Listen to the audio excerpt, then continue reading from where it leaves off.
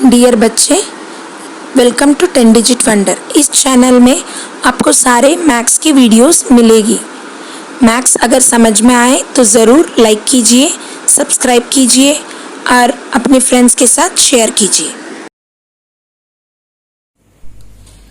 Hello बच्चे, आज हम लोग प्रश्नावली 1.3 का 5 नंबर उसको कैसे हल किया जाए इस वीडियो में देखेंगे। प्रश्न को ध्यान से देखिए। जांच कीजिए कि किसी प्राकृतिक संख्या n के लिए संख्या 6 to the power n 6 के घात n अंक शून्य पर समाप्त हो सकती है।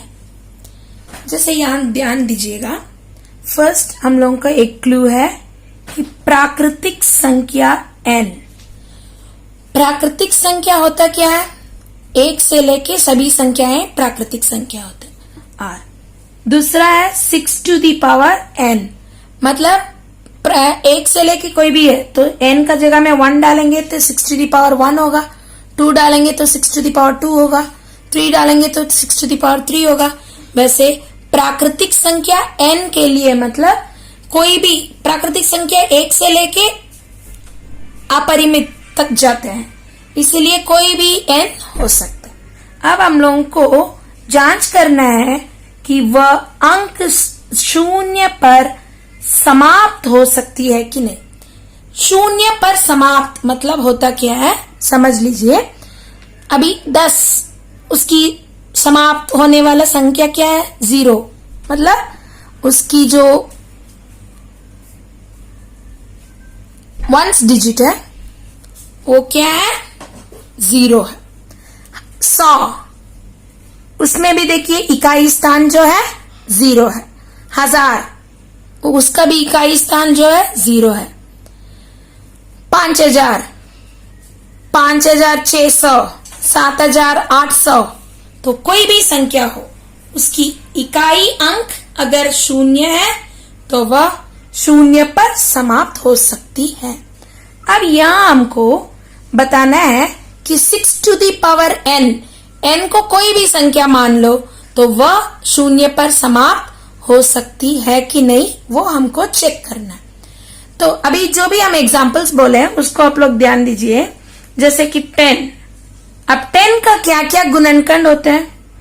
5 into 2 होते हैं। 100 का क्या क्या होता है? 5 गुना 5 गुना 2 गुना 2 होता है। अब इसी तरह कोई भी शून्य पर समाप्त होने वाले संख्या को अगर ध्यान देंगे तो हमें ये क्लियर होगा कि उसकी जो अभाज्य गुणनखंड करने पर उसमें 5 और 2 अनिवार्य रूप से रहेगा। अगर 5 और 2 उसकी अभाज्य गुणनखंड में हो तो वह संख्या शून्य पर समाप्त होगा ही होगा। ठीक है, तो फर्स्ट क्या है, हमको पता चला किसी भी संख्या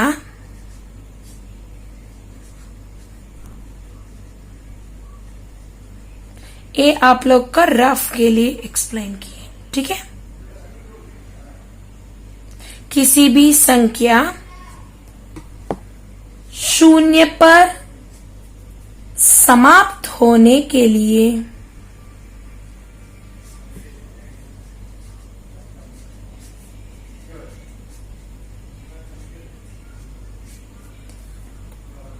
उसकी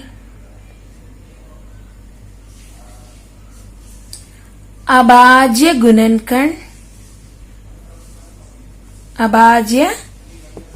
गुणनखंड में गुणनखंडों में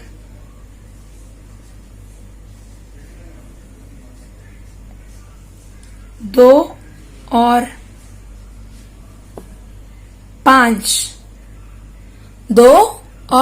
5 उपस्थित होगा, उपस्थित होते हैं।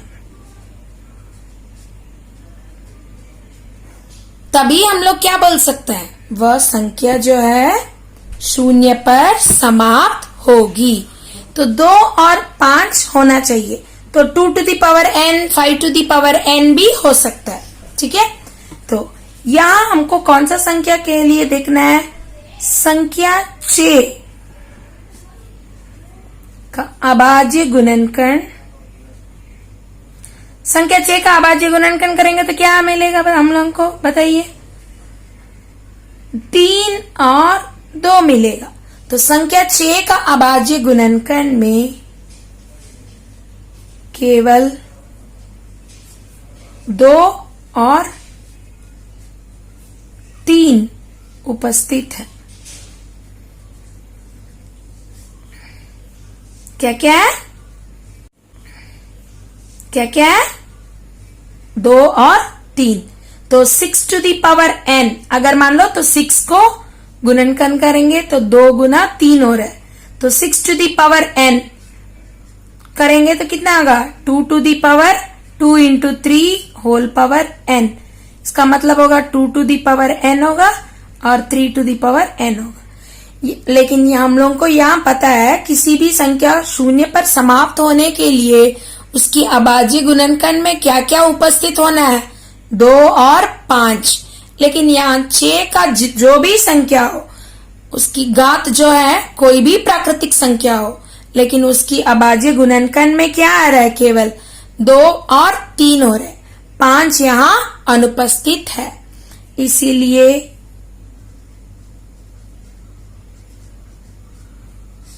6 to the power n शून्य पर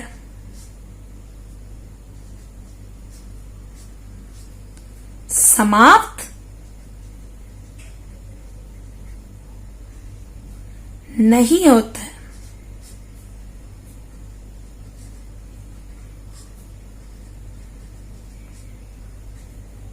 क्लियर? अभी आप लोगों को क्लियर हुआ इसका? तो इसको अच्छा से बार बार देखिएगा तो इसका वीडियो को, तो आप लोगों को क्लियर हो जाएगा। अगर समझ में आ गया तो जरूर लाइक कीजिए और अपने फ्रेंड्स के साथ शेयर कीजिए। Thank you.